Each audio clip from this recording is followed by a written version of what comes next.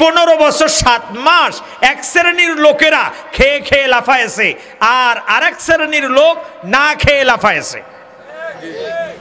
এবার আসুন 5ই আগস্টের পরে যারা খেয়ে লাফায়েছিল তারা সব পলান দিছে, আর যেগুলো না খেয়ে লাফায়েছিল এখন ধুমসে খাওয়া শুরু করেছে।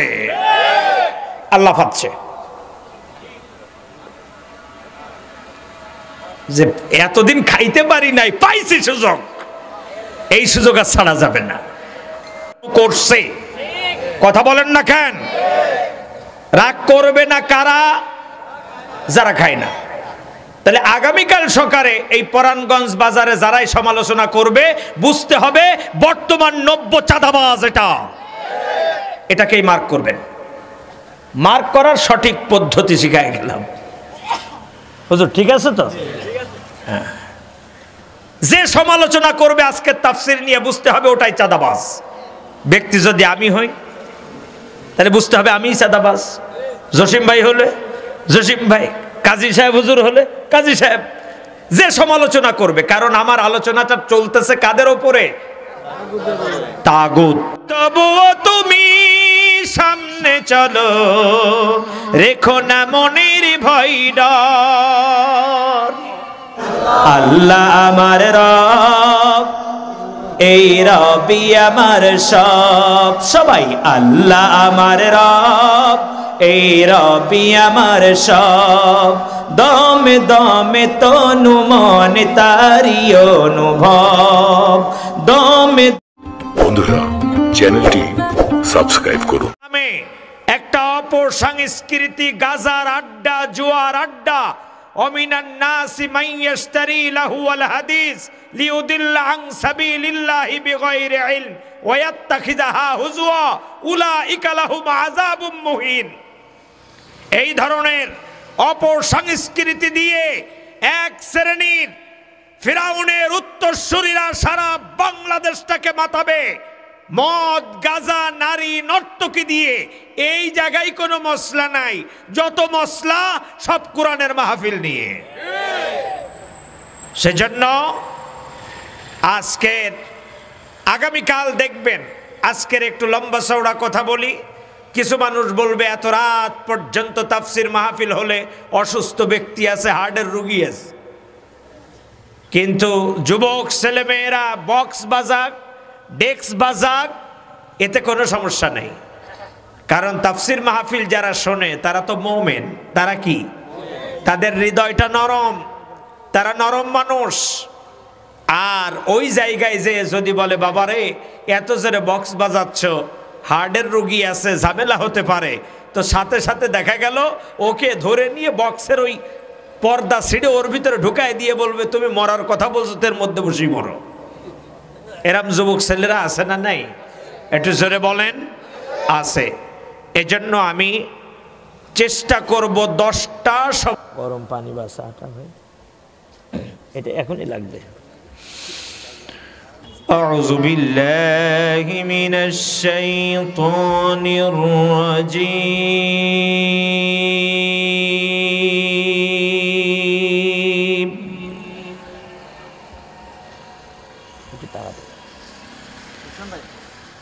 বিসমিল্লাহির রহমানির রহিম।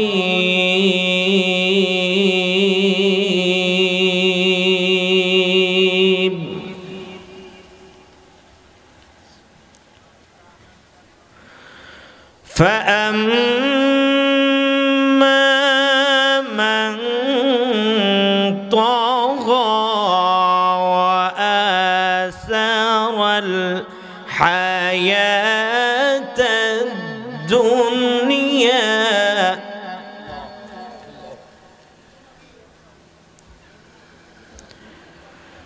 فإن الجحيم هي المأوى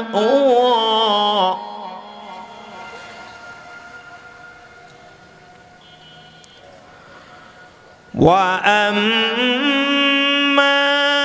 من خاف مقام ربه ونهى النفس عن الهوى.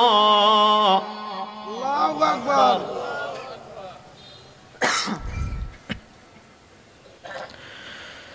فإن الجنة هي المأوى.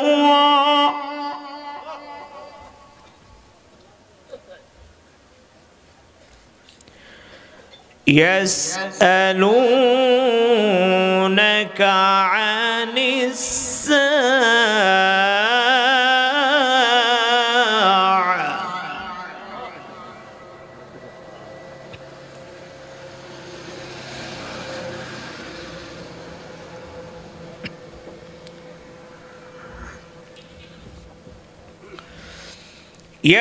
يسألونك عن الساعة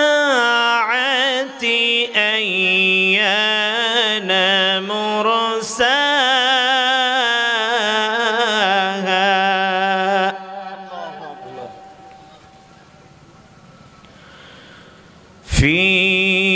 فيما أنت من ذكراها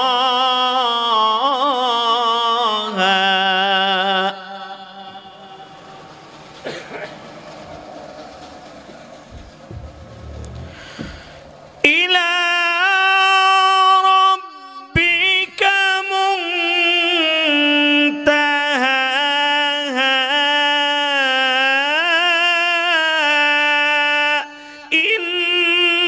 إنما أنت منذر من يخشاها.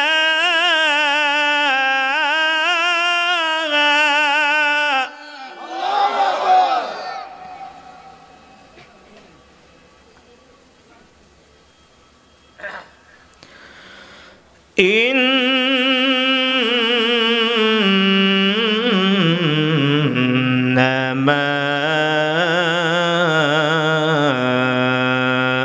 أنت منذر من يخشاها.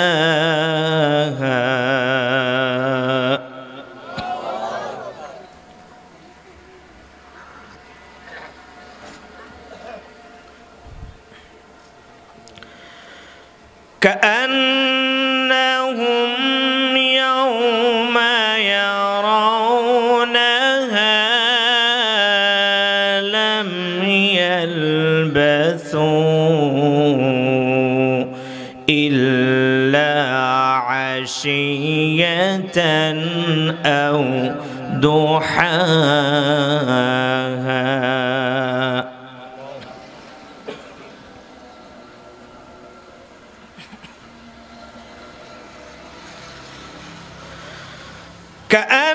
كأنهم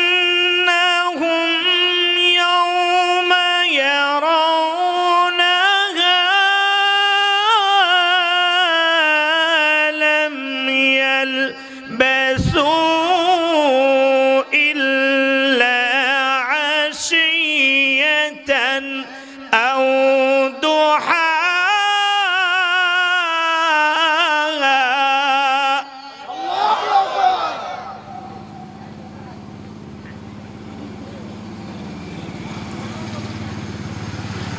لم يلبثوا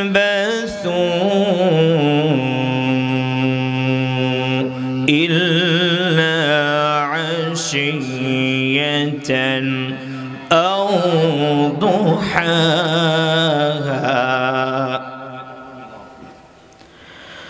صدق الله العظيم.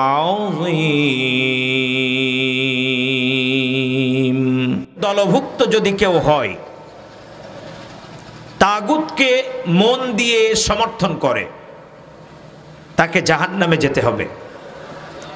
আর ওয়াসারাল হায়াতাদ দুনিয়া, যাকে দুনিয়ার লোভ লালসায় চেপে বসবে, যার ভিতরে, তাকে জাহান্নামে যেতে হবে। তাহলে আমরা জাহান্নামে যাওয়ার কয়টি কারণ খুঁজে পেলাম? আর একটু জোরে বলেন। দুইটি। আসুন, আজকের কোরআনুল কারীমের মাহফিলে আসার উদ্দেশ্য হলো একটাই, আমরা কোথায় যেতে চাই? আর একটু জোরে বলেন, কোথায় যেতে চাই? কারণ জান্নাত আমাদের পৈতৃক সূত্রে আমাদের বাড়ি। এই জান্নাতে কে ছিলেন? আর একটু জোরে বলেন। আদম এবং হাওয়া আলাইহিমাস সালাম, তারা কোথায় ছিল? আমরা কোথায় ছিলাম? আমরাও জান্নাতে ছিলাম। আল্লাহ রাব্বুল আলামিন বলেন, কুলনা হাবিতু মিনহা জামিআ, তোমাদেরকে জান্নাত থেকে বের করে দেওয়া হলো। এই জামিআ এটা হলো বহুবচন, কাজেই ওখানে আমরাও ছিলাম। আমরা ওখানে ছিলাম আদমের পৃষ্ঠদেশে। আল্লাহ তাআলা সবাইকে ওই জান্নাত থেকে একযোগে বের করে দিলেন। জান্নাত থেকে বের করে দেওয়ার পর রব্বে কারীম আমাদের কাছ থেকে একটা ওয়াদা নিলেন, আলাস্তু লিরাব্বিকুম, আমি কি তোমাদের রব নই? আমরা সেদিন কি বলেছিলাম? কলু নাম বলি নাই তো? কলু নাম এটা বললেও হতো না? হতো।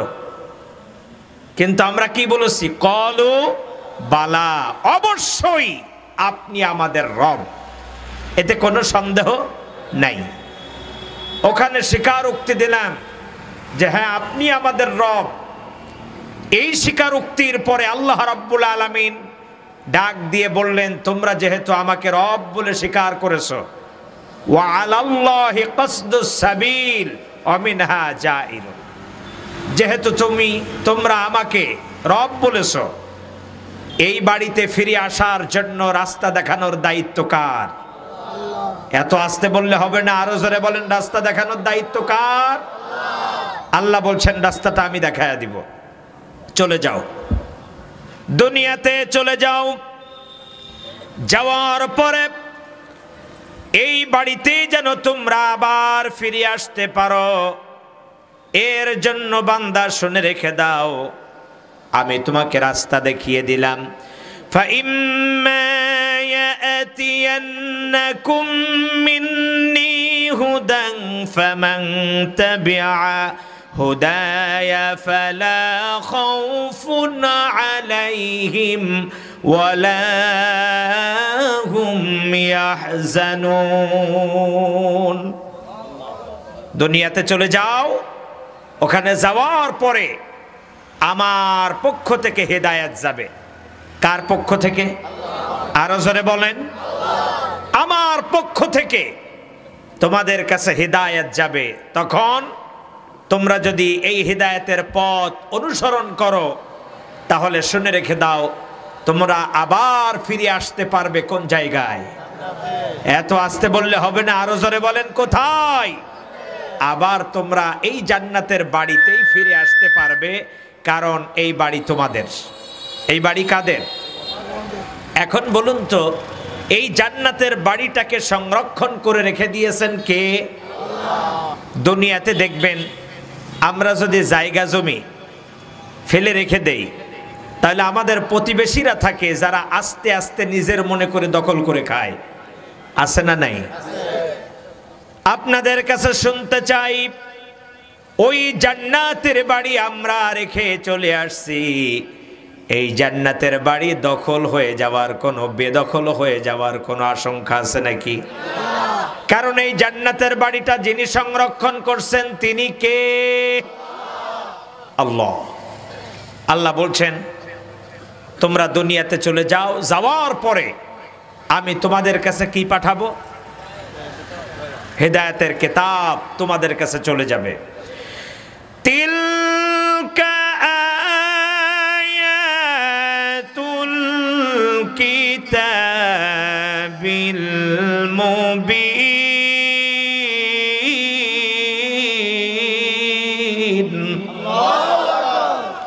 সুস্পষ্ট কিতাবের আয়াত তোমাদেরকে রাস্তা দেখিয়ে দেবে যে কোন রাস্তা দিয়ে তুমি আবার এই বাড়ির বাসিন্দা হতে পারবে। প্রিয় দিনী ভাইয়েরা, এখন এ জায়গায় আমরা অনেকেই আল্লাহর জান্নাতে আবার যেতে চাই। যে নামাজ পড়ে না সেও কোথায় যেতে চায়? যে হজ করে না, হজ ফরজ হওয়ার পরেও সেও কোথায় যেতে চায়? যে রোজা রাখে না সেও কোথায় যেতে চায়? যে বিড়ি খায় সে কোথায় যেতে চায়?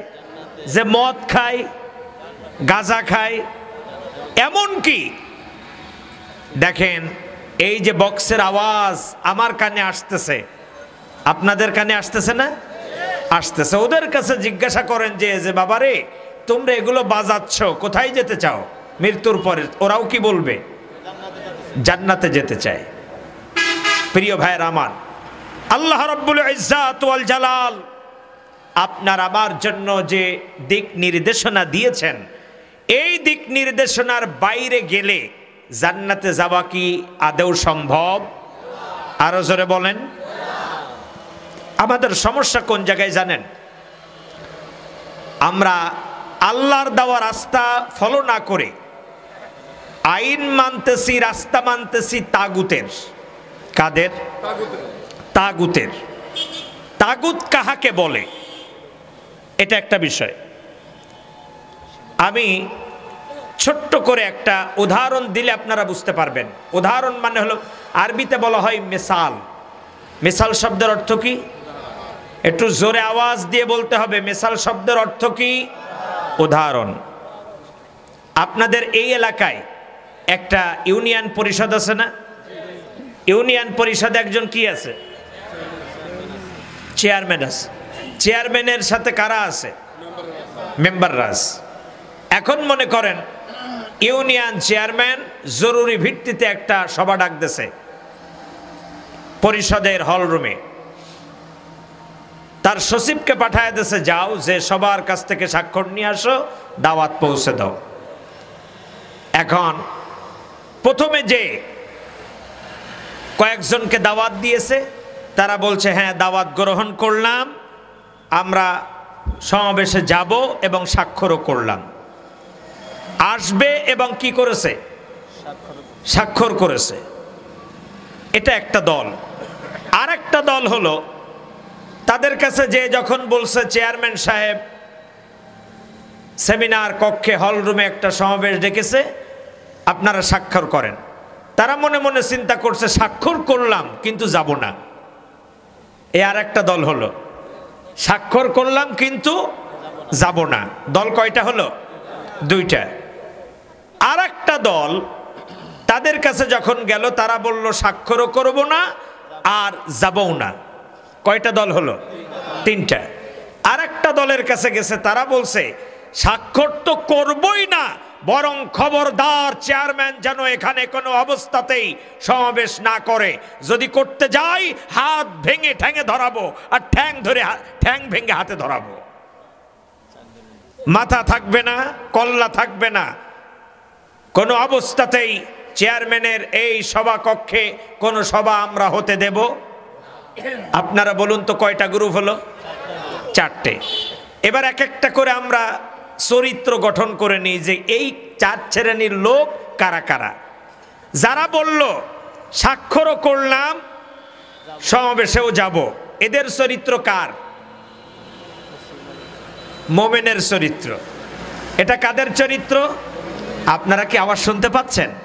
তাহলে হু হা কিছু কর না কেন? এত মানুষ, একটু জোরে আওয়াজ দিয়ে কথা বলতে হবে। কারণ কোরআন থেকে কথা বলতে গেলে, কথা শুনতে গেলে কথা, আপনারা বিপরীতটা বলেন, কোরআন থেকে কথা শুনতে গেলে কথা বলতে হবে। এই স্লোগানটা আগে ভালো করে শুনুন।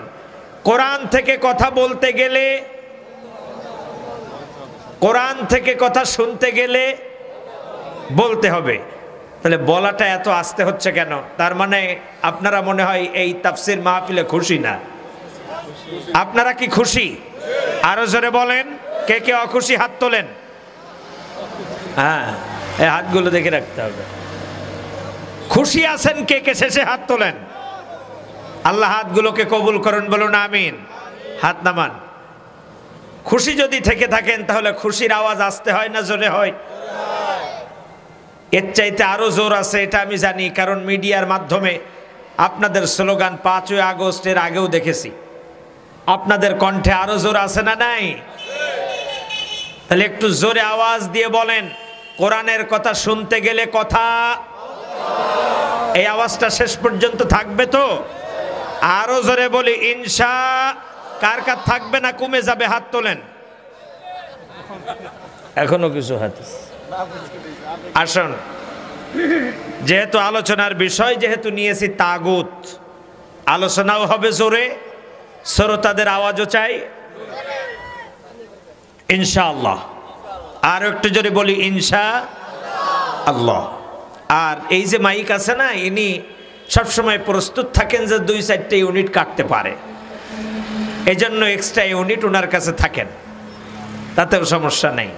ভয়ের কোনো দিক থেকে কোনো কারণ নাই। সাহায্য করবেন কে? আরো জোরে বলেন। তাহলে প্রথম চরিত্র আমরা যেটা পেলাম সেটা কিসের চরিত্র? মোমেনের চরিত্র। যে আমি দরখাস্তে সইও করলাম, স্বাক্ষর করলাম এবং যাব, এটা কিসের চরিত্র? 2 নম্বরে যারা সই করেছে কিন্তু যাব না, বলেন বলেন, মুনাফিকের চরিত্র। 3 নাম্বার হলো সইও করব না, যাবও না।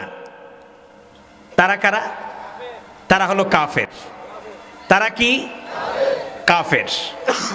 আর 4 নাম্বার চরিত্র, যাব না, সই করব না, এমন কি সভাকক্ষে সভা হতেও দেব না।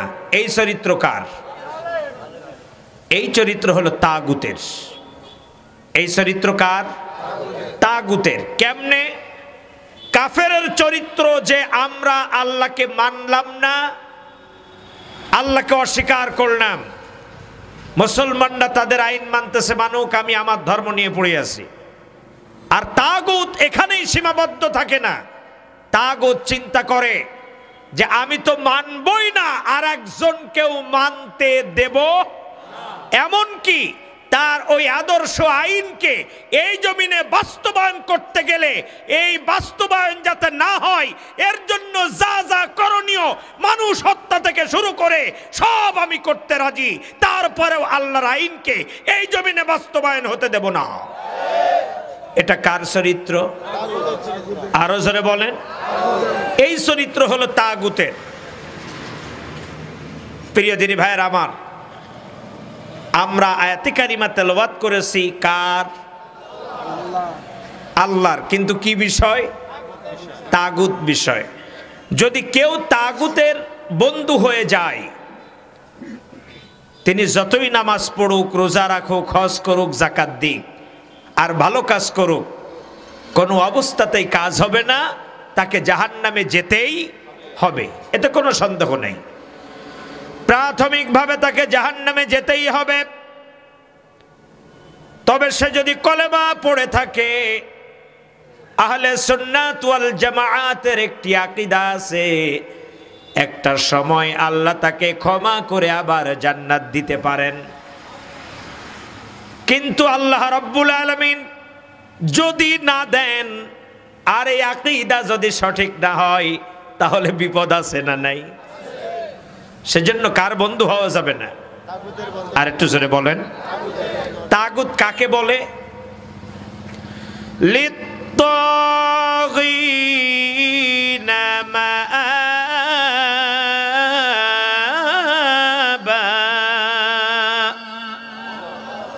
সীমা লঙ্ঘনকারী। তাগুত কাকে বলা হয়? তার মানে বোঝা গেল আল্লাহ রাব্বুল আলামিন একটা কি দিয়েছেন? একটা সীমানা দিয়ে দিয়েছেন। একটা কি দিয়েছেন? একটা সীমানা দিয়ে দিয়েছেন, যে এই সীমানার বাইরে তুমি আর যেতে পারবা না। যদি যাও তাহলে তুমি কি করবা? সীমা লঙ্ঘন করবা। যেমন আমাদের এইসব নদীতে যখন অতিরিক্ত জোয়ার আসে, যতটুকু আসা দরকার ছিল তাছাড়া আরো বেশি, তখন আমরা কি বলি? বন্যা। মানে পানি তার সীমা অতিক্রম করছে, লঙ্ঘন করছে। আরবিতে বলা হয় তগল মাউ, অর্থাৎ পানি তার সীমা অতিক্রম করেছে। আরাবিয়ান কান্ট্রিগুলো এই কথা বলে যে পানি কি করেছে, সীমা অতিক্রম করেছে। এখন এই তাগুতের আল্লাহ তাআলা যে সীমারেখা দিয়েছেন, এটা দেখার জন্য আমাদেরকে সরাসরি একজন তাগুতের কাছেই যেতে হবে। তাহলে আমরা সহলে বুঝতে পারবো যে তাগুত কারা বা তাগুতের দলভুক্ত আর আদেও হওয়া যাবে কি না। তাগুত আমরা 4 নম্বর অপশন নিয়েছি যে নিজে তো মানেই না আর একজনকেও মানতে দেয় না, এমন কি যারা এর বিপরীত থাকে তাদের উপরে টর্চার করে, অত্যাচার করে। এরকম একজন শাসকের নাম বলেন তো।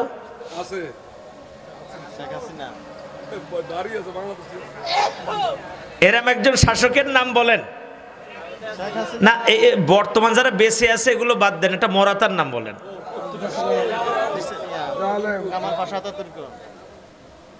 কামাল আতাতুর, এরপরে আছে কর্নেল জামাল নাসের, এরপরে আছে আপনার এদের নেতা যিনি হবেন কোন জায়গায়, জান্নাতে। তাগুত জান্নাতে যাবে। কিয়ামতের মাঠ যেদিন কায়েম হবে আল্লাহ তাআলা বলবেন ওয়ামতাজুল ইয়াউমা আইয়ুহাল মুজরিমুন,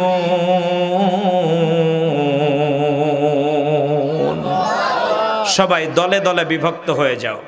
দলে দলে কি হও? দলে দলে বিভক্ত হয়ে যাও। যখন সকলে দলে দলে বিভক্ত হয়ে যাবে, চোরের লাইনে চোর, ডাকাতের লাইনে ডাকাত, স্বৈরাচারের লাইনে স্বৈরাচার, ইমানদারের লাইনে ইমানদার, আর তাগুত অত্যাচারী শাসক যারা ছিল তাদের লাইনে তারা। এবার আল্লাহ ডাক দিয়ে বলবেন ইয়াউমা নাদউ কুল্লা উনাসিম বিইমামিহিম, কেন আজকের পেছনের দিকে যাও, দুনিয়াতে সামনে ছিলে, আজও ওই নেতারাই সামনে আসো। পৃথিবীতে যত তাগুত শাসক আসবে তার ভিতরে এই তাগুতদের যিনি ইমাম হবেন অর্থাৎ নেতা কিয়ামতের ময়দানে, তিনি হলেন মিশরের, আর একটু জোরে বলেন, বিনা ভোটের নির্বাচিত সরকার। বিনা ভোটের নির্বাচিত সরকার, যিনি কিনা ক্ষমতায় বসার পরে বলেছিল এই ক্ষমতার থেকে আর আমি নামতে চাই না, এই ক্ষমতা থেকে আমি আর নামবো না, এই যে চেয়ারে বসছি এই বসাই বসা, আমি আর কোনো অবস্থাতেই নামতে চাই না। প্রথমে ছিল কি? প্রথমে ছিল কি? প্রথমে ছিল তরমুজ গাছের কামলা, তরমুজ ব্যবসায়ী, কিন্তু খেত ধরে বেচত কেজি দরে। এটা হলো একটা তাগুত শাসকের জীবনের চরিত্র। আল্লাহ রহমতে এরম চরিত্র তার এই পরাণগঞ্জ বাজারের কোনো ব্যবসায়ী নাই, আছে? যে চরিত্র ফিরাউনের ছিল ওই চরিত্র মুসলমানের ভিতরে থাকলে চলবে, চেঞ্জ করতে হবে। এক এক করে পয়েন্ট আকারে নিয়ে নিয়ে যার যেখানে লাগবে। কথা কি বুঝে আসছে? রাগ করে চলে যাবেন না, খারাপ মন্তব্য করবেন না যে হাই হাই আমি তো আজকের কোরআনের এই আলোচনায় এই জায়গাটায় আমার জীবনের ভুল ধরা পড়েছে। তার আগে আপনাদের কাছে শুনি, আপনারা কোরআন শুনতে আসছেন কেন? কোরআন শুনতে আসছেন কেন জায়গায়? হ্যাঁ, জান্নাতে তো আল্লাহ এমনিই দিবে কোরআন শুনতে আসলে।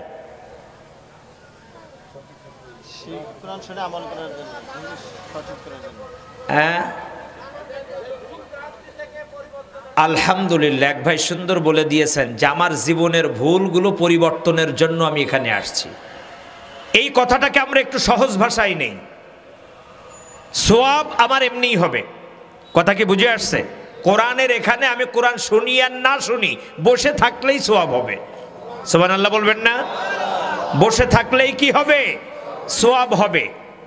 আমরা আজকের এখানে আসছি জীবন পরিবর্তনের লক্ষ্যে, তাহলে রাগ করে চলে গেলে হবে যে হুজুর এই কথাটা কইল কেন? সামনেই তো তরমুজের ব্যবসা আসতেছে, রমজান মাস, কিনবো একরকম বেচবো আর একরকম। কাজেই হুজুরের পরে রাগ না করে আমার যে কাজ সেটা হলো, আমি যদি দেখি যে ফিরাউনের জীবনের ভিতরে যে চরিত্র ছিল আমার ভিতরে সেটা আছে, আজকের তওবা করবো, ওটা আর করবো না। এটাই হলো জীবন পরিবর্তনের উদ্দেশ্যে এখানে বসা। তাহলে আমরা বসছি এখানে কেন? এত আস্তে বললে হবে না, আরো জোরে বলেন।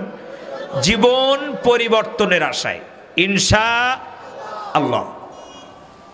ফিরাউন প্রথমে ছিল কি? তরমুজ ব্যবসায়ী। এরপরে কোথায় গেল? কবরস্থানে।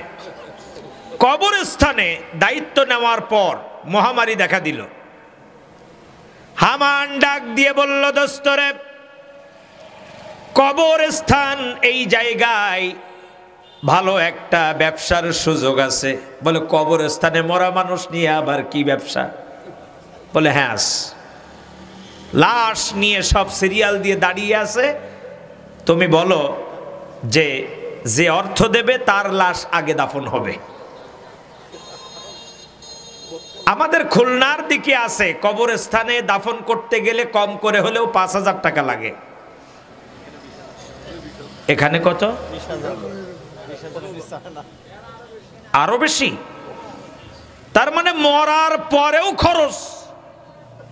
অবস্থাটা দেখেন, এটা ফেরাউন থেকে চালু হয়েছে। তার মানে এই চালু যারা করলো, আরে মরা মানুষ ওখানে তো পুঁতে রাখবে, বুঝাপড়া তো ওয়াসআলুনাকা আনির রূহ, কিসের সাথে? রূহের সাথে। কুলির রূহু মিন আমরি রাব্বি, এটা ছিল আল্লাহ রাব্বুল আলামিনের একটি আদেশ। ওমা উতিতুম মিনাল ইলমি ইল্লা কলিলা, এ বিষয়ে আল্লাহ তাআলা আমাদেরকে একেবারে সামান্যতম জ্ঞান দিয়েছে। জোরে বলুন ঠিক কিনা? সেই জ্ঞানের মাত্রা কতটুকুন? এটা আল্লাহর আদেশ, আল্লাহর আদেশে এসেছে, আবার আল্লাহর আদেশেই। এর বাইরে এই রূহ সম্পর্কে আপনাকে আমাকে অতিরিক্ত আর কোনো জ্ঞান আল্লাহ দেন নাই। আসছে, আছে, চলে যাবে, শেষ। প্রিয় ভাইরা, ফিরাউন এখানেও ব্যবসা শুরু করে দিল, কবরস্থানে টাকা নেওয়া। আজও দেখবেন বাংলাদেশে প্রায় কবরস্থান সংস্কার করতে হবে। অনেক মাহফিলে দেখি লেখা থাকে যে কবরস্থান উন্নয়ন কল্পে তাফসীর মাহফিল। তো কবরস্থানের আপনি কি উন্নয়ন করবেন? সর্বোচ্চ চতুর সাইড থেকে একটা ওয়াল দিতে পারেন, কিন্তু কবরস্থান বাঁধানো সম্পূর্ণ ইসলামের বিপরীত। এটা বেদাত, এটা করা যাবে না। কারণ আপনি যখনই কবরস্থান বাঁধাবেন, তিনি যদি বিশেষ কোনো ব্যক্তি হন, আল্লাহ না করুক, কোনো একটা সময় ওই কবর স্থান শিরকের আঁকড়াখানা হতে পারে। খান জাহান আলী রহমাতুল্লাহ আলাই, তিনি কি আজকের যা চলতেছে উনি কি এটা করতে বলছেন? এরপরে শাহজালাল ইয়ামিনী রহমাতুল্লাহ আলাই শাহপরান, আজকের এই সব কবরস্থানগুলোই যা হয়, তারা কি বলে গেছেন এই কাজগুলো করবা? বলেন নাই। কিন্তু একটা সময় অতি ভক্তের নামে যা শুরু হয়েছে তাতে আপত্তিজনক। জোরে বলুন কথা ঠিক কি না? প্রিয় ভাইয়ের আমার, তাহলে এবার চিন্তা করে দেখেন যে কবরস্থান বাধাই করা যাবে কিনা। আপনার কবরস্থানে একটা সময় আস্তে আস্তে আপনার ওপর থেকে আপনাকেও বিলীন করে দেওয়া হবে। কি কথা ঠিক কিনা? তা আপনি কবরস্থান বাঁধাবেন কেন? এই কবরস্থান বাঁধানোর অনুমতি আপনাকে কে দিল? প্রিয় দিনী ভাইরা আমার, আল্লাহ রাব্বুল আলামিন ডাক দিয়ে বললেন, ও নবী, যারা নাকি সীমা লঙ্ঘন করেছে তাদের পরিচয়, তারা হলো তাগুত। আর এই তাগুতের মেসাল হলো মিস্টার ফেরাউন। তাহলে প্রথমে গেল কোথায়? তরমুজ। তারপরে কোথায়? কবরস্থান। এখন এই কবরস্থানে যাওয়ার পর এখান থেকে ব্যাপক আকারে একটা অর্থ হাতিয়ে নিল। অর্থ হাতিয়ে নেওয়ার পর এটাকে জনগণের মাঝে সুদী মূল্যে বিতরণ শুরু করলো। সুদ ভিত্তিক অর্থ ব্যবস্থা। এখান থেকে আরো অর্থ চলে আসলো। অর্থ আসার পরে ব্যাপক আকারে একটা জনপ্রিয়তা অর্জন করলো। আমরা ইতিহাসটা জানি। এরপরে চলে গেল কোথায়? টপকায় মিশরের রাজপ্রাসাদে। মিশরের রাজপ্রাসাদে যাওয়ার পরে ক্ষমতায় বসেই ফেরাউন ডাক দিয়ে বলছে হামানকে, দোস্ত শোনো, এই যে চেয়ারে বসছি, আমার মৃত্যুর আগে এই চেয়ার থেকে আর আমি নামবো না। তার মানে এটাও একটা তাগুতের লক্ষণ। কথা কি বুঝতে পেরেছেন? ক্ষমতা একবার ক্ষমতায় বসলে ওই ক্ষমতা আর ছাড়তে চাইবে না। তাকে কি বলা হয়? আর একটু জোরে বলেন। আচ্ছা বলুন তো, এই তাগুতের যিনি নেতা সর্বপ্রথম, তিনি কে? নেতাগিরি তো ওখানে দেখাবে, কিন্তু জান্নাতেও এই তাগুত একটা ছিল যে আদম এবং হাওয়া আলাইহিমা সালাম তাদেরকে বের করে ছাড়ছিল। সেই তাগুতের নাম কি? তাগুতের চরিত্র যে ক্ষমতায় গেলে আর ছাড়তে চাই না, এটা ওই বড় শয়তানের জীবনের ভিতরেই আছে। আল্লাহ রাব্বুল আলামিন বলছেন, ক্বালা রাব্বি ফাআনজিরনি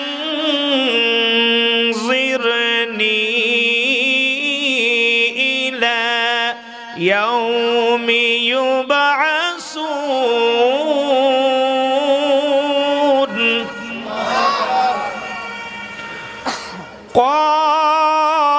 ক্বালা ফাইন্নাকা মিনাল মুনজারিন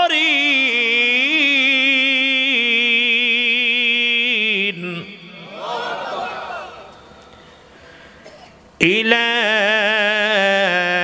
ইয়াউমিল ওয়াক্তিল মা'লুম।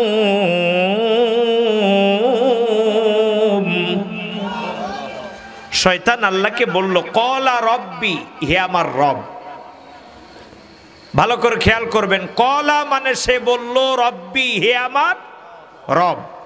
শয়তান কি আল্লাহকে অস্বীকার করেছে? শয়তান কিন্তু তাগুত। শয়তান কি? তাগুত। তাগুত হয়েও সে আল্লাহকে অস্বীকার। তার মানে বোঝা গেল তাগুত সবসময় আল্লাহকে অস্বীকার করে না, কিন্তু আল্লাহর আইন যেন প্রতিষ্ঠিত না হতে পারে এটার বিরোধিতা করে। তাগুত কি করে না? বড় শয়তান, সে কিন্তু আল্লাহকে অস্বীকার করে নাই। আল্লাহকে অস্বীকার করে নাই কোরআন এবং হাদিসে কোথাও দেখাতে পারবেন না। আজাদিল শয়তান যত জায়গায় রবকে ডেকেছে তত জায়গায় বলেছে ক্বালা রব্বি, হে আমার রব। তার মানে আল্লাহকে অস্বীকার করে নাই, কিন্তু আল্লাহ কোরআনের আইন না মানতে পারে, এর জন্য যত প্রকার বাধা আছে শয়তান সে কাজটা করে। জোরে বলুন ঠিক কিনা? ঠিক তেমনি আমরাও একটা তাগুতকে 15 বছর 7 মাস দেখেছি যে আল্লাহকে অস্বীকার করে নাই। ভোটের সময় আসলে শাহজালালের মাজারে, ভোটের সময় আসলে ওমরায়, ভোটের সময় আসলেই হজে, কিন্তু কোরআনের আইন যেন প্রতিষ্ঠিত না হতে পারে এর জন্য আল্লামা সাঈদীকেও তারা হত্যা করে দিয়েছে।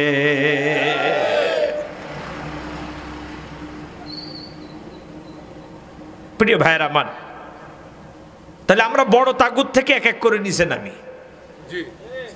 শয়তান আল্লাহকে বলল ক্বালা রব্বি, হে আমার রব। আসুন ফিরআউনের কাছে। ফিরআউনও আল্লাহকে বলেছিল, তুমি যে রব একজন আছো এটা আমি জানি। যখন নীল নদের পানি শুকায় গেল, এখন সবাই এসে বলল, তুমি তো বলেছো আনা রব্বুকুমুল আ'লা, তা তুমি এখন নীল নদের পানি ব্যবস্থা করে দাও। ফেরাউন চলে গেল গভীর জঙ্গলে, যে বলছে আল্লাহ তুমি যে একজন আছো এটা তো আমি জানি, রব্বুল আলামিন, কাজে আমি আখিরাত চাই না, আমি কি চাই? দুনিয়া চাই। তুমি পানির ব্যবস্থা করে দাও। নীল নদে ওই বছর যে হারে জোয়ার এসেছিল ওইরকম জোয়ার আজও পর্যন্ত আর আসে নাই। তার মানে ফিরাউনও জানতো কি আছে, আরো জোরে বলেন। আসুন, নমরুদ সেও জানতো কি আছে, আল্লাহ আছে। আসেন আবু জাহেল, আবু জাহেলও জানতো যে রব একজন আছে।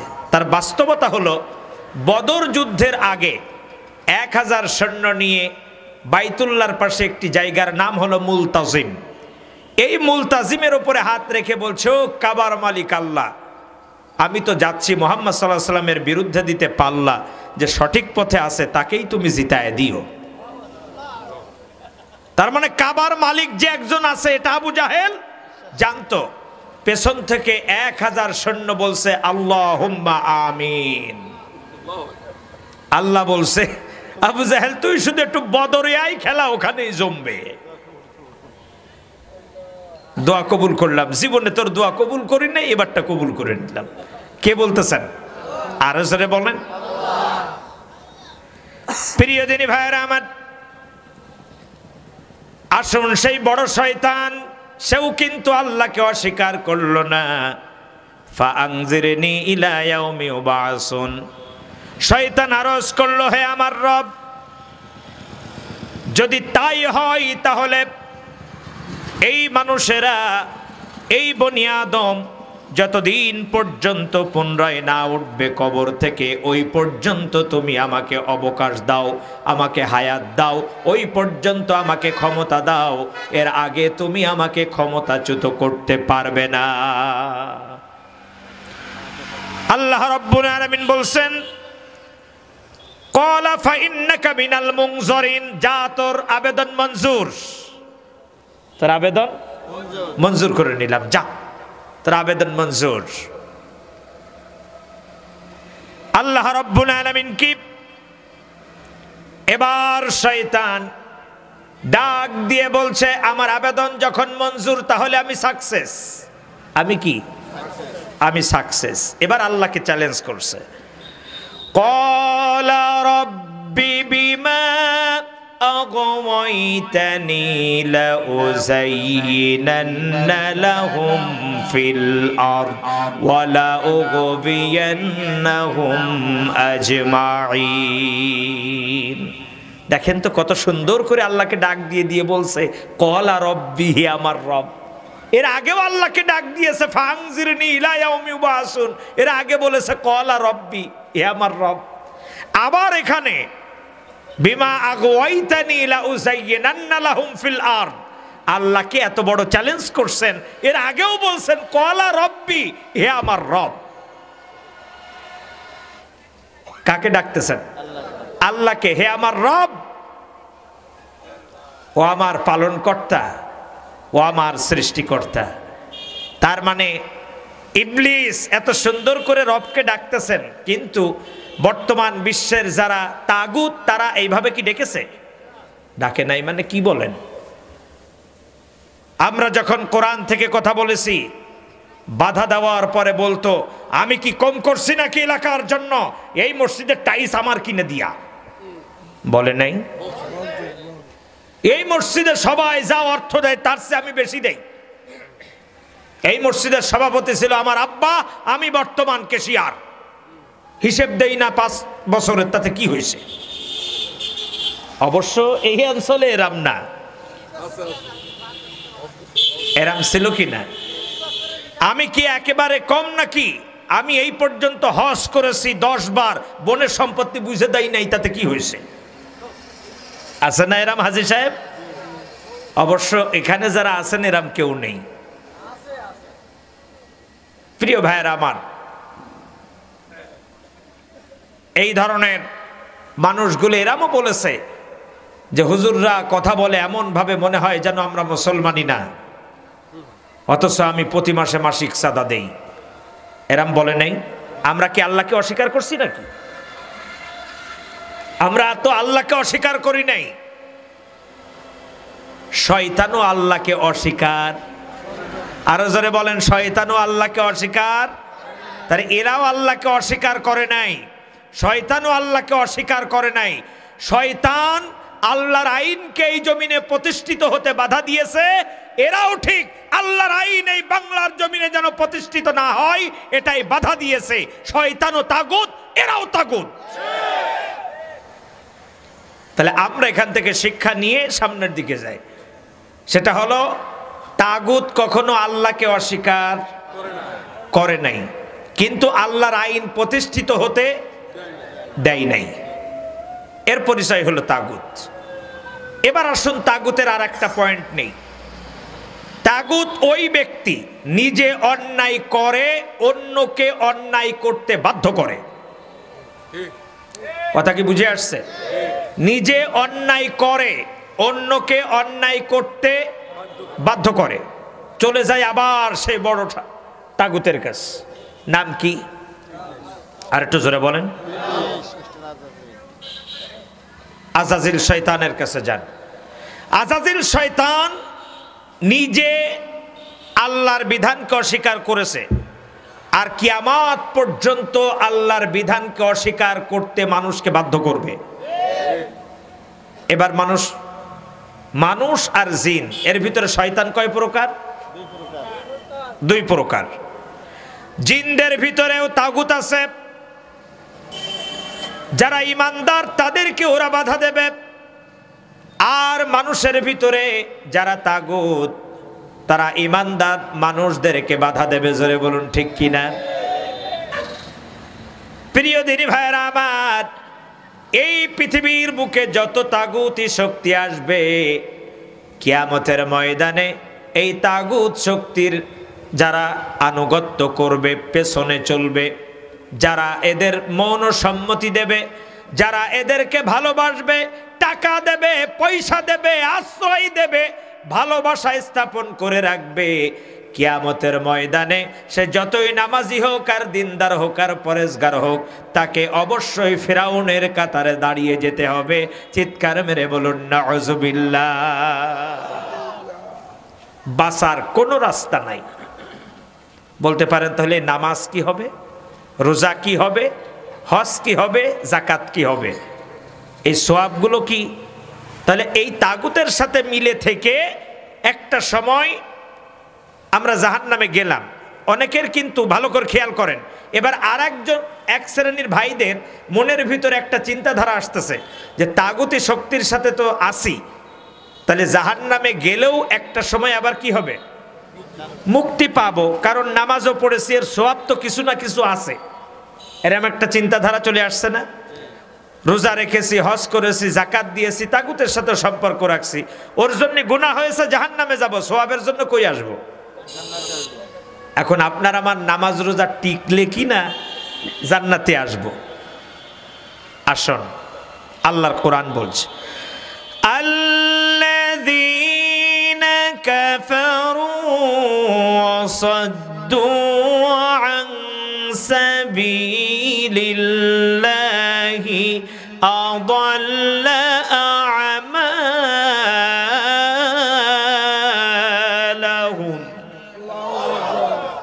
আল্লাযীনা কাফারু, যারা তাগুতের পেছনে গেল তারা এক নম্বরে কুফরি করেছে। অসাদ্দু আন সাবিলিল্লাহ, তারা আমার রাস্তায় মানুষকে চলতে বাধা দিয়েছে, আমার আইনকে প্রতিষ্ঠিত হতে বাধা দিয়েছে। কারা এই কাজ করেছে? তাগুত। আদাল্লা আমালাহুম, আল্লাহ বলছেন আমি তাদের জীবনের সমস্ত আমল বলতে নামাজ, রোজা, হজ, যাকাত, দান, সদকা, টাইলস লাগানো, মসজিদ মোছা, পাপড় কিনে দেওয়া, মসজিদের চাঁদা দেওয়া, যত সওয়াব হয়েছিল তাগুতের সাথে বন্ধুত্ব করার কারণে আদাল্লা আমালাহুম, আমার জীবনের সমস্ত আমলগুলো আল্লাহ নষ্ট করে দিয়েছেন, ব্যর্থ করে দিয়েছে। এখন বলুন, বিগত দিনে আমরা যে কামটা করছি আল্লাহর সাথে, আমার আমল কি আছে? জান্নাতে যাব কি নিয়ে এবার বলেন? জান্নাতে যাব কিভাবে? এখনই যদি আমার মৃত্যু হয়, আমার অবস্থা কোথায়? আমার স্ত্রীর যদি যৌবন থাকে, সে আর একজনের ঘরে চলে যাবে। সন্তানেরা আমার মৃত্যুর সাথে সাথেই আমার জায়গা জমিগুলো ভাগাভাগি করে নিয়ে চলে যাবে। আমি তো বাঁশ বাগানে একা একা থাকবো, আমার সাথে যাবে কি? বাঁশ বাগানে বা গোরস্থানে হয়তো দেবে মোর কবর, তোমরা আমায় যাবে ভুলে, রাখবে না জানি কোনো খবর। পড়বে কি মনে আমার কথা? পড়লেও পড়তে পারে, না পড়লেও। জোরে বলেন। নাও পড়তে পারে। একটা থিওরি এই জায়গা থেকে নিয়ে নিয়ে শোনেন। কবর যত পুরানো হতে থাকে, মায়া তত কমতে থাকে। কি কথা সত্যি না? কবর যত পুরানো হবে তত মায়া কমবে। তার বাস্তবতা দেখেন। আমাদের দাদা দাদি, নানা নানি, আমার কথাই বলি, আমার নানা যখন ইন্তেকাল করলো, ইন্তেকাল করার পর 2-3 দিন পর পর যে কবর জিয়ারত করতাম, আস্তে আস্তে দূরত্ব সৃষ্টি হলো। দূরত্ব সৃষ্টি হতে হতে এখন বছরে একবার, হাইস্ট 2 বার। তাও ওই রোড দিয়ে যখন মাহফিলে যাই, রাতে আসার পথে ওখানে দাঁড়িয়ে একটু কবর জিয়ারত। আর ওখানে যেই যে করতে হবে এমনটি না, সবসময় দোয়া চলবে। কিন্তু প্রথম প্রথম মনে হয় যেন পৃথিবীর সব মাটির তুলনায় এই মাটিটুকুনি আমার কাছে সবচাইতে বেশি প্রিয়। কিন্তু আস্তে আস্তে বেড়া ভাঙতে থাকে, আস্তে আস্তে কবরের চারিগুলোও ভেঙে পড়ে যায়। একটা সময় ওই জায়গায় আমাদের যাওয়াটাও, একটু জোরে বলেন, বন্ধ হয়ে যায়। তার মানে কবর যত পুরানো হয়, মায়া তত কমতে থাকে। এরপরে আসেন, আজকের আপনার আমার দাদি নেই, দাদা নেই, তাদের জন্য প্রতিনিয়ত দান সৎকা চলতেছে। আপনি প্রত্যেক দিন দান করবেন। হঠাৎ করে পরিবার থেকে আরেকজন সদস্য যাবে, তার জন্য করবেন। একটা সময় দেখবেন তাদের জন্য দান করাটাও কমে যাবে।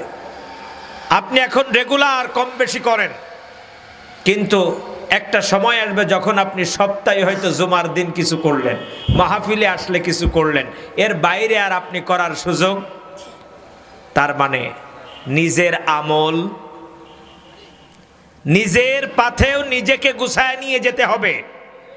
কথা কি বুঝে আসছে? নিজেরটা নিজের কি করতে হবে?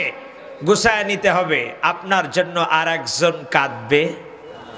প্রিয় দিনী ভাইয়েরা আমার, তাহলে তাগুত যদি আল্লাহর রাস্তায় আল্লাহর আইনকে প্রতিষ্ঠিত হতে বাধা দেয়, আল্লাহর জমিনে কোরআনের স্লোগান যারা দেয় তাদেরকে যদি বাধা প্রদান করে, এর জন্য যদি আল্লাহ তাআলা সমস্ত আমলগুলো বরবাদ করে দেন, এবার মনে মনে চিন্তা করেন আপনার আমার জীবনের আমলগুলো আছে কিনা। দেখার দৃষ্টিতে আমরা এখন আসামি হয়ে গেছি। আমার জীবনের আমলগুলো তো বরবাদ হয়ে গেছে। এখন আমার উপায় কি? আল্লাহ রাব্বুল আলামিন এবার আপনাকে আমাকে ডাক দিয়ে বললেন, বান্দারে হতাশ হয়ো না, চিন্তা করো না, আমি তোমার জন্য সুন্দর একটা রাস্তা আমি খুলে রেখে দিয়েছি। আল্লাহ তাআলা বলছেন, লা ইকরাহা ফিদ্দীনি ক্বাদ তাবায়্যানার রুশদু মিনাল গাই, ফামান ইয়াকফুর বিত্তাগুতি ওয়া ইউমিন বিল্লাহি فقد استمسك بالعروة الوثقى لا انفصام انفصام لها والله سميع عليم আল্লাহ ইমানদারদেরকে ডাক দিয়ে বলছেন দিনের ব্যাপারে লা ইকরাহা ফিদ্দিন, দিনের ব্যাপারে কোনো জবরদস্তি করো না। দিন মানে কি? ধর্ম। দিন শব্দের অর্থ কি? জীবন ব্যবস্থা। তার মানে যে যে জীবন ব্যবস্থা মানতেছে তাকে মানতে দাও, এটা নিয়ে তুমি জবরদস্তি করো না। তোমার কাজ হলো ومن أحسن قولا ممن دعا إلى الله وعمل صالحا وقال إنني من المسلمين। তোমার কাজ হলো তুমি এই জীবন ব্যবস্থার দাওয়াত তুমি মানুষের দ্বারে দ্বারে পৌঁছে দেবে। এখন ওকে হেদায়েত দেব কি দেব না, এ দায়িত্ব কার? আরো জোরে বলেন। হেদায়েত কি কোনো নবীর হাতে আছে? কত রসুলের হাতে আছে? হেদায়েতের মালিক কে? তাহলে আমাদের দায়িত্ব কি? হেদায়েত করা। আমাদের কাজ কি? দাওয়াত পৌঁছে দেওয়া, আর এটা বলা যে আমি একজন মুসলমান। কথা কি বুঝে আসছে? তাহলে আমার কাজ হলো হেদায়েত দেওয়া না, হেদায়েতের দাওয়াত দেওয়া। একটু জোরে আওয়াজ দিয়ে বলতে হবে, হেদায়েতের দাওয়াত দেওয়া। হেদায়েত দেবে কি দেবে না, এ দায়িত্ব কার? সেজন্য আজকের আমাদের এই দাওয়াত কাদের জন্য? তাগুতের জন্য। একটু জোরে বলেন, কাদের জন্য? তাগুতের জন্য। আল্লাহ রাব্বুল আলামিন বলছেন এই দিনের ব্যাপারে জীবন ব্যবস্থা নিয়ে কোনো চাপাচাপি নাই, জবরদস্তি নাই। আমি তাকে ভালো মন্দ বোঝার জন্য জ্ঞান দিয়ে দিয়েছি রে বান্দা। আমার ওই বান্দা ভালোটাও বোঝে মন্দটাও বোঝে। আমি যদি হেদায়েত দেই ওর কপালে হেদায়েত থাকবে, আর যদি হেদায়েত না দেই ও জাহান্নামের কীট হয়ে যাবে। জোরে বলুন নাউজুবিল্লাহ। এবার আসুন, এখানে আল্লাহ যেহেতু বলেছেন লা ইকরাহা ফিদ্দিন, জীবন ব্যবস্থা নিয়ে, দিন নিয়ে, ধর্ম নিয়ে কোনো বাড়াবাড়ি চলবে না। তাহলে যে যারটা মানতেছে লাকুম দীনুকুম ওয়ালিয়া দিন, তারটা তারে মানতে দাও, তারটা সে মানবে। তাহলে হিন্দু ধর্ম, বৌদ্ধ ধর্ম, খ্রিস্টান ধর্ম, আল্লাহ এদের ক্ষেত্রেও দিন কেন বললেন? এটা একটা প্রশ্ন থেকে গেল, তাই না? তার মানে আমাদেরটাও সঠিক, ওদেরটাও কি সঠিক নাকি? তাহলে আল্লাহ কেন বললেন? আল্লাহ কেন বললেন যে ওদেরটাও একটা দিন? আসলে আল্লাহ যেটা বুঝাতে চেয়েছেন, এবার ভালো করে বুঝুন। এই ভোলা জেলায় জাল দলিল করে খাওয়া লোক আছে? আল্লাহ শুকরিয়া আমাদের ভিতরে নাই, আলহামদুলিল্লাহ বলেন। আমাদের ভিতরে এরকম কেউ আছি যে আমরা বোনের জমি জাল দলিল করে খাচ্ছি? তাহলে সেও কিন্তু তাগুত। কারণ আল্লাহ ইউসিকুমুল্লাহু ফি আওলাদিকুম লিযাকারি মিসলু হাজ্জিল উনসায়াইন, বন্টন নীতি কে তৈরি করেছেন? এই বন্টনের বিপরীত যদি কেউ এবার উঠাউঠি করেন তাহলে বুঝবো সে বোনের জমি ফাঁকি দিয়ে খাচ্ছেন, সাবধান। আল্লাহ কোরআনে ভাই বোন কতটুকুন পাবে? একজন ছেলে সমান দুইজন মেয়ে। এই যে বিধান আল্লাহ দিয়েছেন, এই বিধানকে যারা লঙ্ঘন করে, যারা মেয়েকে শুধু দোয়া দিয়ে দেয় আর ছেলেকে সব লিখে দেয়, আবার এক ছেলেকে বেশি দিয়ে আর এক ছেলেকে কম দেয়, তারা কোরআনের আইনকে কি করেছে? লঙ্ঘন করেছে। এই লঙ্ঘন যারাই করেছে তারা কি?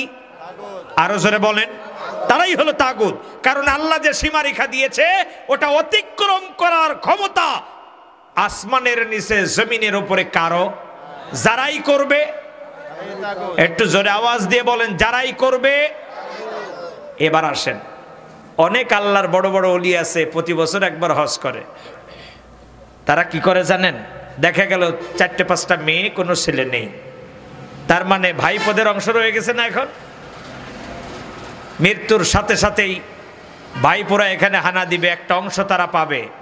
এই জন্য দেখবেন কিছু পিতা আছে মৃত্যুর আগে মেয়েদের নামে উইল করে দিয়ে যায় যে আমার বাকি সম্পত্তির মালিক আমার মৃত্যুর পরে আমার 5 মেয়ে, ভাতিজারা যেন না পায়। এরাম কাম করে কি না? তার মানে সে কি লঙ্ঘন করেছে? কিন্তু আলহাজ এরাম মানুষ কি ভুলাতে আছে? আজ আলোচনাটা শুধু তাদের জন্য। আজকের এখানে যারা আছেন, আগামীকাল যদি এই মানুষগুলো ঠিক মতো না আসেন, বুঝবো যে আপনি ওই দলের একজন। একান্ত অসুস্থতা হলে ওটা ভিন্ন। প্রিয় দিনী ভাইরা আমার, আল্লাহ রাব্বুল আলামিন ডাক দিয়ে বললেন, যারা এতদিন কিনা এই তাগুতের সাথে মিশে গিয়েছ, যারা কিনা আমার হুকুম লঙ্ঘন করেছো, নিশ্চিত তোমাদের জন্য জাহান্নাম বরাদ্দ হয়ে গেছে। জোরে বলুন নাউজুবিল্লাহ। তাহলে আমরা কোন দিক থেকে তাগুত, একটু জোরে আওয়াজ দিয়ে বলতে হবে, কোন দিক থেকে তাগুত হব না। এবার আসুন, তাহলে আল্লাহ এখানে যে দিন বলেছেন, জীবন ব্যবস্থা বলেছেন অন্য ধর্মকে, কোন লক্ষ্যে? তাহলে জাল দলিল করে খাওয়া লোকও ভোলাই। আর একটু আস্তে বলেন, পাশের থেকে যেন আরেকজন শুনে না ফেলে। একটু জোরে বলেন, জাল দলিল করে খাওয়া লোক এই ভোলাই আছে। আচ্ছা, জাল দলিল আপনারা দেখেছেন? একটু জোরে আওয়াজ দিয়ে বলতে হবে, জাল দলিল কি দেখছেন? দেখতে কিসের মতন? অরিজিনাল দলিলের মতন, কিন্তু আসলে কি দলিল না। এবার আসেন, 500 টাকার নোট, 1000 টাকার নোট, 100 টাকার নোট, 200 টাকার নোট জাল দেখেছেন কখনো? হুবহু দেখতে একই রকম। ঠিক তেমনি প্রিয় ভাইরা আমার, ইন্নাদ-দীনা ইনদাল্লাহিল ইসলাম, আল্লাহ রাব্বুল আলামিন আপনার আমার জন্য যে ধর্মটাকে নির্দিষ্টকরণ করে দিয়েছেন তার নাম হলো, আর একটু জোরে বলেন, ইসলাম। ইসলাম ব্যতীত আর যত ধর্ম আছে, যেমন জাল দলিল দেখতে দলিলের মতন, জাল টাকা দেখতে টাকার মতন, ইসলাম ব্যতী রেখে আত্ম আছে, সব ধর্ম দেখতে ধর্মের মতন, আসলে কোনোটাই ধর্ম না। কথা কি বুঝে আসছে? এখন যারাই কিনা ইসলামের বিপরীত চলবে তারাই হলো, আরো জোরে বলেন, তাগুত। এখন এই তাগুতের হাত থেকে বাঁচবো কেমনে? লা ইকরাহা ফিদ্দিন এর ব্যাখ্যা সংক্ষিপ্ত আকারে পেলাম। এরপরে আল্লাহ তাআলা বলছেন, قد تبين الرشد من الغي فمن يكفر بالطاغوت ويؤمن بالله فقد استمسك بالعروة الوثقى لا انفصام لها والله سميع عليم। ভ্রান্ত পথ এবং মত, এ থেকে সঠিক পথ ও মতকে আল্লাহ তাআলা সঠিক পথ থেকে ভ্রান্ত সব ছাঁটাই করে দিয়েছেন, আলাদা করে দিয়েছেন। কে করলেন? এখন থেকে যদি কেউ তাগুতকে অস্বীকার করে আর একজনের ওপরে ঈমান আনে, তিনি কে? আরো জোরে বলেন। এবং ইসলামটাকে সঠিকভাবে যদি আঁকড়ে ধরে, যা কখনো ছিন্ন হবে না। ভালো করে কথাগুলো বুঝতেছেন?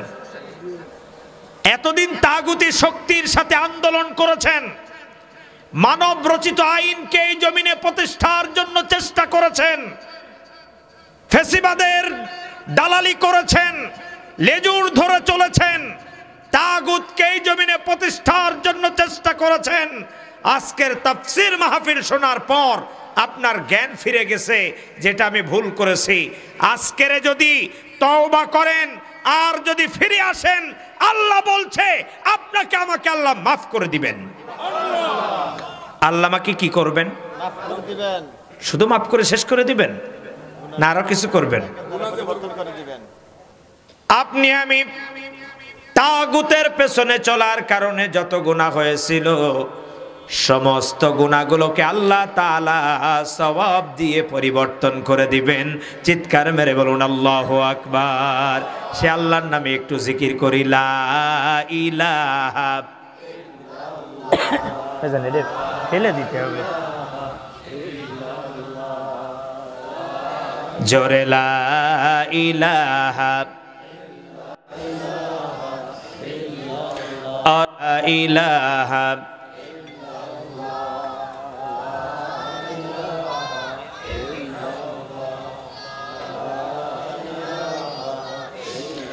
যে ফুল যোগ যোগান্তরে খুশবু ছড়াই, যে ফুল যুগ যুগান্তরে খুশবু ছড়াই, এঁকেছি সে ফুল মোরা, এঁকেছি সে ফুল মোরা মনেরি কাবাই, যে ফুল যুগ যুগান্তরে খুশবু ছড়াই, লা ইলাহা আল্লাহু আকবার।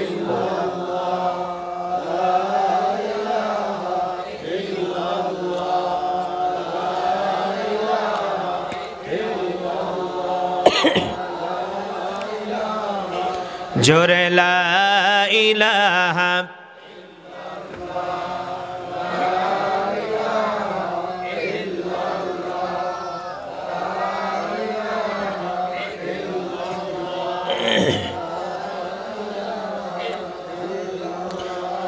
লা ইলাহা ইল্লাল্লাহু, লা ইলাহা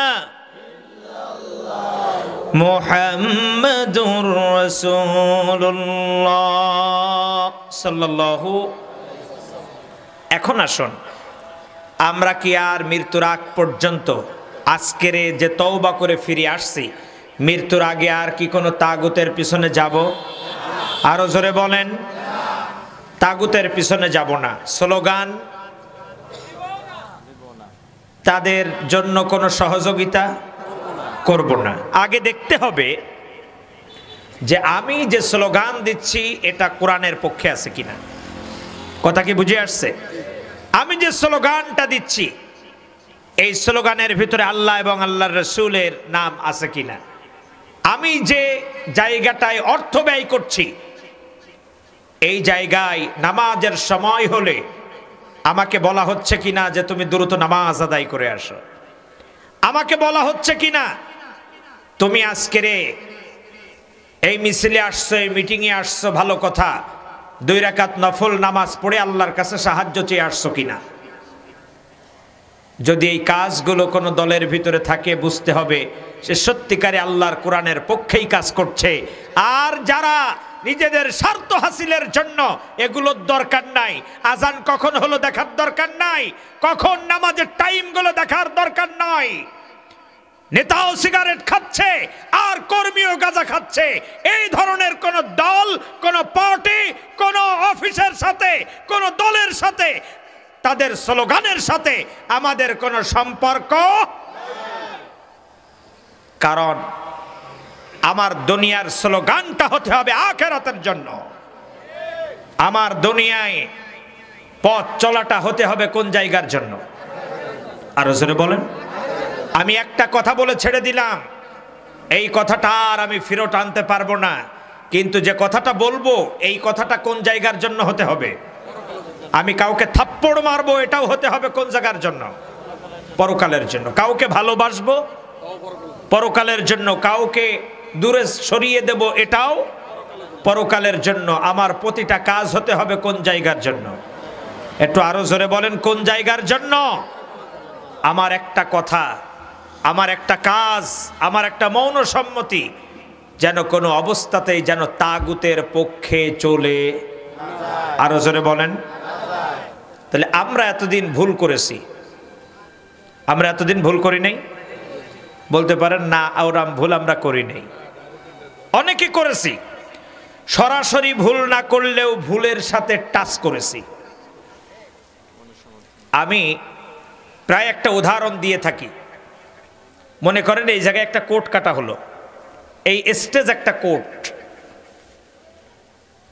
এখন আপনারা হলেন প্রতিযোগী, বিচারক হলো আমরা কয়জন।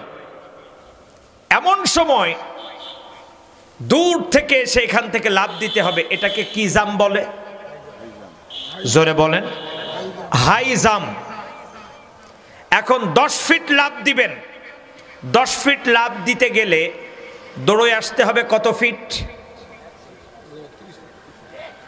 30 ফিট। নিম্নে ধরেন 50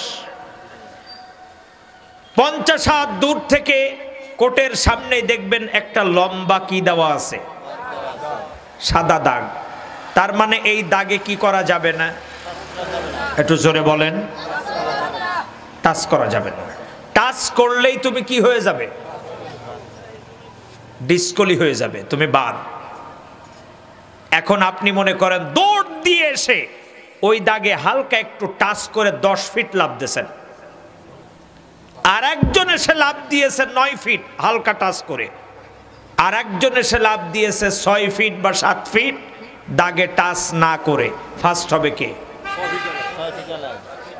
6 ফিট। এখন 10 ফিট যে দেশে সে যদি যে বলে, এই বিচারক তোমাদের মাথা খারাপ হয়ে গেছে,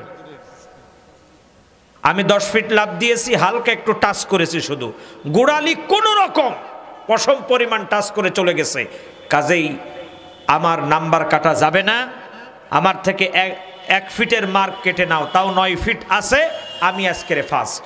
আপনারা দিবেন? যে 9 ফিট লাফ দিয়েছে সে যদি বলে আমি তো কোন রকম টাচ করেছি, কাজেই আমার এখান থেকেও তোমরা আজকের 1 ফিট কাটো, তারপরেও কত ফিট থাকে? 8 ফিট, তাও আমি সেকেন্ড হই, ওকে কেমনে ফার্স্ট করো? কেউ দিবে? আরো জোরে বলেন। আল্লাহ রাব্বুল আলামিন সেজন্যই বলছেন, তোমরা যারা ঈমান এনেছো, ডিসিশন নিয়েছো, ফামান ইয়াকফুরু বিত-তাগুতি ওয়া ইউমিন বিল্লাহি ফাকাদ ইসতামসাকা বিল উরওয়াতিল ওয়াসকা, আর তোমরা তাগুতের দিকে ফিরে যাবে না, তোমরা কঠিন ভাবে ঈমান এনেছো, আমি তোমাদেরকে বলছি আর কোন অবস্থাতেই তাগুতের সীমা নাই। একটু জোরে বলেন। লিত্তাগিনা মাআবা,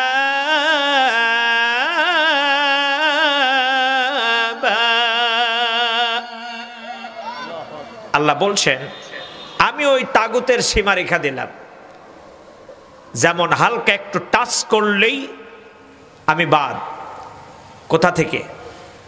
পুরস্কার পাওয়া থেকে। ঠিক তেমনি প্রিয় ভাইরা আমার, তাগুতি শক্তির সাথে আমি হয়তো ওই দল করি নাই, কিন্তু ওই দলের কোন লোককে হয়তো একটু প্রশংসা করে ফুলায় দিছি, করি নাই? কেন ফুলাইছিলাম? যাতে ও আমার নামে মিথ্যা মামলা না করতে পারে। শুধু আপনারাই কেন বা ফুলাইছেন, আমাদের মতন অনেক হুজুররা মসজিদ মাদ্রাসার অনুদান আনার জন্য ও থাকবে পায়ের নিচে, ওকে উঠায় দিছি আসমানে, করি নাই? প্রশংসার ঠেলায়। তার মানে আমি কোথায় টাচ করেছি? কথা কন, কথা কন। দাগে টাচ করে ফেলেছি। আপনি আমি কোনো না কোনো জায়গা থেকে দাগে টাচ করেছি, তার মানে আল্লাহ এখানে ঢুসা দেয়, এখানে ঢুসা দেয়, কিন্তু দুধ তো পাই। আরো জোরে বলেন, দুধ পাই না। দুধ যখন না পায় ঢুসাঢুসি করার পর, এইবার যে দুইটাই দুধ পেয়েছে ওরা আনন্দে পেট ভরে কি করে? লাফালাফি করে, ট্রিং বিড়িং করে লাফায়।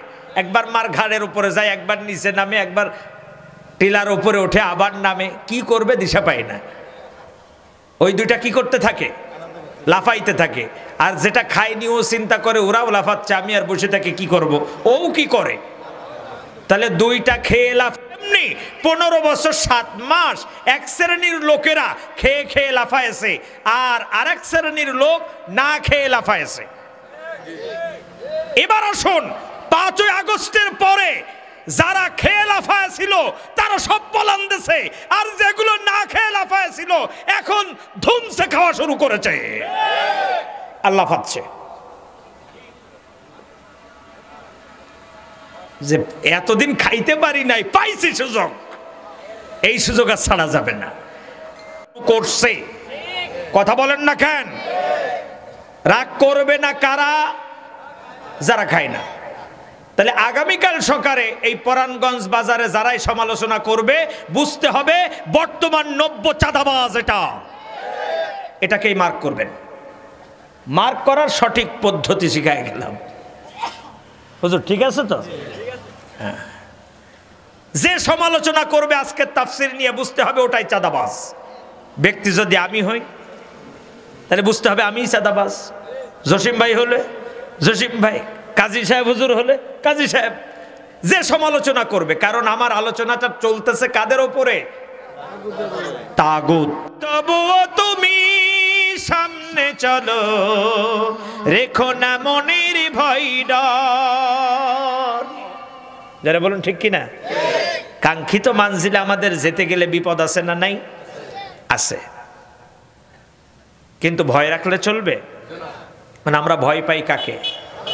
আরো জোরে বলেন। আমরা ভয় পাই আল্লাহকে। তাহলে আমাদের ভয়টা কিসের? ভয় তো একজনকেই পাই। একটু জোরে আওয়াজ দিয়ে কেউ কণ্ঠ নমনীয়তার সাথে বলবেন না, চিৎকার মেরে বলুন, আমরা সকলে ভয় পাই কাকে? আল্লাহকেই যদি ভয় পাই, দুনিয়ার আর কোনো ভয় আমাদের লাগবে? কারণ আপনি আমি যদি আল্লাহকে ভয় পাই, হৃদয় থেকে সব ভয় চলে যাবে একজনের ভয়ের কাছে। তিনি কে? আল্লাহকে ভয় পেয়েছি তো আর কোনো ভয় আমার হৃদয়ে জায়গা পাবে না। আর আল্লাহকে বাদ দিয়ে যখনই আমি দুনিয়ার কাউকে ভয় পাবো, তখন আমরা যদি ইমাম হই সভাপতিরে ভয় পাবো, সেক্রেটারিরে ভয় পাবো, ক্যাশিয়ারে ভয় পাবো, সদস্যরে ভয় পাবো। যদি মাদ্রাসার প্রিন্সিপাল হই একই অবস্থা, ডিসি থেকে শুরু করে সব জায়গায় ভয় পাবো। আপনি যদি দোকানদার হন, যদি আল্লাহকে ভয় পান আর কাউকে ভয় পাবেন না, তাহলে আপনার ভয় লাগবে না। কিন্তু আপনি যখনই ব্যবসায়ী হবেন, বণিক সমিতির সভাপতিরে ভয় লাগবে, পাশের দোকানদারের ভয় লাগবে, জোরে হাঁটলেও ভয় লাগবে, বিপদ আছে। কিন্তু আপনি ভয় পাচ্ছেন কাকে?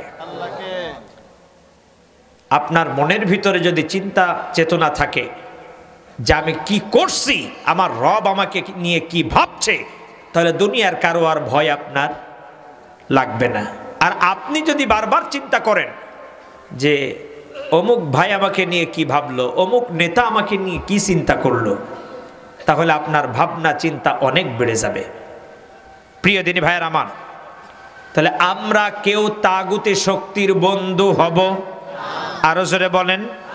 আল্লাহ বলছেন যে তোমরা যারা তওবা করেছো, তাহলে তোমরা এখন আন্দোলন করবে। আল্লাযিনা আমানু ইউকাতিলুনা ফি সাবিলিল্লাহ। আল্লাযিনা আমানু, যারা ঈমান এনেছে। তাহলে আমরা সবাই ঈমান এনেছি না? ইউকাতিলুনা ফি সাবিলিল্লাহ। এবার বলুন, আমার আন্দোলনটা, আমার স্লোগানটা, আমার অর্থ ব্যয়, আমার মিছিল, আমার মিটিং, আমার চিল্লানো, আমার তাকবীর ধ্বনি, এগুলো হতে হবে কার জন্য? আল্লাহর জন্য। তাহলে নামাজ প্রতিষ্ঠা করতে কি আন্দোলন লাগে? তার নজির বিগত দিনে নামাজে কোনো বাধা ছিল না। হজ করার জন্য কোনো আন্দোলন লেগেছে? যাকাত, রোজা লাগে নাই। আর বাংলাদেশে তো জাকাত সিস্টেমটা এমন হয়েছে, যতদিন ইসলামী রাষ্ট্র ক্ষমতায় না আসবে এভাবে চলবে। জাকাত ফরজ হয় একজনের, মাথায় চিন্তা আর একজনের। রাগ করতেছেন কথা? মনে করেন জাকাত আপনার ফরজ, আর আমি মসজিদ মাদ্রাসার হুজুর, আমার মাথায় টেনশন, ওই লোকের জাকাত ফরজ হয়ে গেছে, দেয় না কেন এখনো? কি কথা সত্য না? জাকাত আপনার ফরজ হলো কিনা ওটা দেখার দরকার নেই। আপনি স্যুট প্যান্ট কোট পরে চলেন, আয়রন করা জামা গায়ে দেন, দেখতে একটা ভাবই আলাদা। আমরা হুজুররা ধরেই নেই যে এই লোকটার কি ফরজ হয়ে গেছে, জাকাত ফরজ, জাকাতের চিঠি নেই। এরম একটা শ্রেণী আছে না নাই? আছে। অবশ্য এটাকে আমি ছোট করছি না, কিন্তু যাকাত এই দায়িত্বটা ছিল রাষ্ট্রের। আল্লাযীনা ইম্মাক্কান্নাহুম ফিল আরদ আকামুস সালাহ ওয়া আতাউজ যাকাত। যাকাত আদায় করবে কে? সরকার।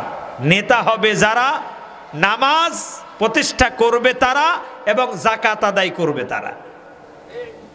কিন্তু এখন যেহেতু ইসলামী রাষ্ট্র এখনো কায়েম হয় নাই, এজন্য যাকাত আমরা যার যার মতন আদায় করি। কিন্তু এটা যদি রাষ্ট্রীয়ভাবে হতো তাহলে বাংলাদেশে একটা খয়রাতিও থাকতো না। তবে হ্যাঁ, বিগত দিনে যারা ছিল ওরা যদি রাষ্ট্রীয়ভাবে যাকাত আদায় করতে যেত আমরা দিতামও না, কারণ আমাদের যাকাতের টাকা তুমি পাচার করে খাবা ওই সুযোগ দেব না। কথা কন না কেন? তাহলে আগামী দিনে ইসলামী রাষ্ট্র প্রতিষ্ঠা হোক, কোরআনের আইন দিয়ে বাংলাদেশ চলুক, কোরআনের আইন হোক সংবিধান বাংলাদেশের, এটা আমরা সকলে চাই কি চাই না? আমরা আর কোন তাগুতি শক্তি বাংলাদেশে দেখতে, আরো জোরে বলেন, বাংলাদেশে আর কোন তাগুতি শক্তি দেখতে। আল্লাহ বলছেন আল্লাযীনা আমানু, তোমরা যারা কি এনেছো, আরো জোরে বলেন,